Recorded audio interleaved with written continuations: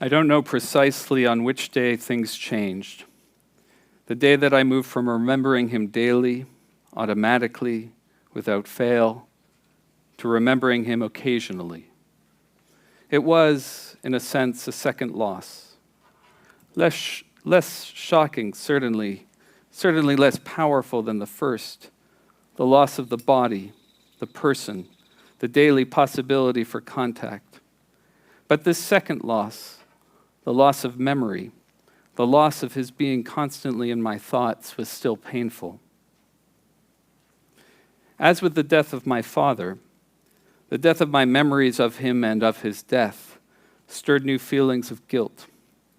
The first time I forgot to buy the Yizkor candle.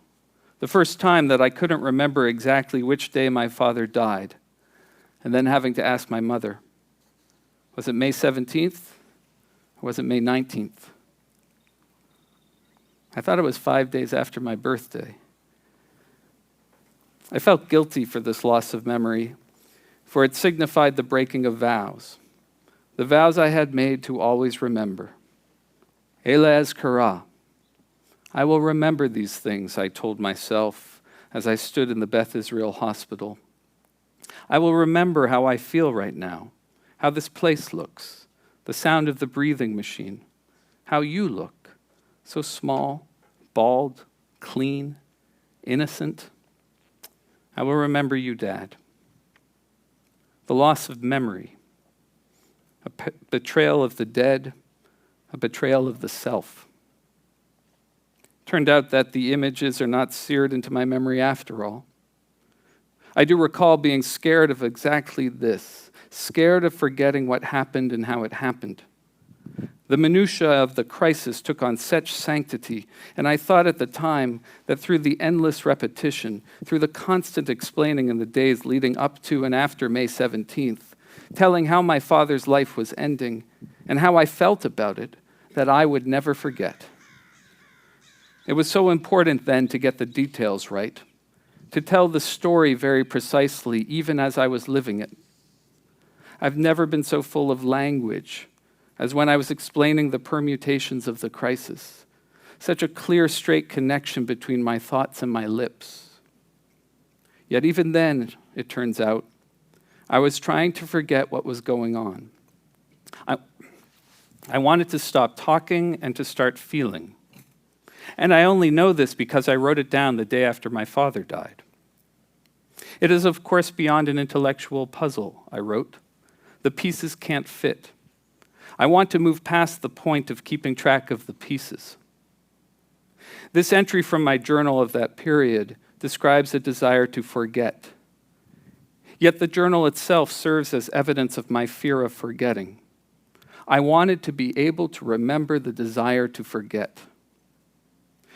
And now my journal functions as a trigger to memory. This is its role. No doubt the loss of these painful images, their sustained absence from my consciousness, and the subconsciousness of dreams is a sign of healing, of no longer being traumatized by my father's death. But when these images faded, so too did the sense of his daily presence, sustained through the almost constant remembrance of his life. Now, I rely on certain triggers, such as my journal, to remember. Most often, we have accidental encounters with our memories of our loved ones that are spurred by sights, smells, and tastes. It is these encounters with an eclectic range of objects and images, often in the most mundane moments, that somehow manage to capture perfectly the essence of those who have died and of our particular relationship to them. I remember my father when I eat cottage cheese or pumpernickel bread. I wear a Brooks Brothers sweater or listen to Stravinsky's Rite of Spring. When I play a Steinway piano, it's the 4th of July, and sometimes when I look at my hands while I drive. For I have my father's hands, and I hold the steering wheel as he did. I have my father's hands.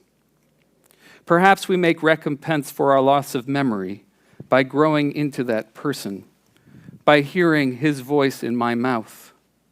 Our memories of the dead are triggered by the sound of our own voices. We, our very selves, become pathways to memory. This can be unsettling. Oh no, I sound just like my father. The moment feels like a reproach of him and of me, for I often hear his voice most clearly emerging from my mouth when I am angry. And I don't want to sound like him then. I didn't like how he sounded when he was angry. But I learn from this memory of him.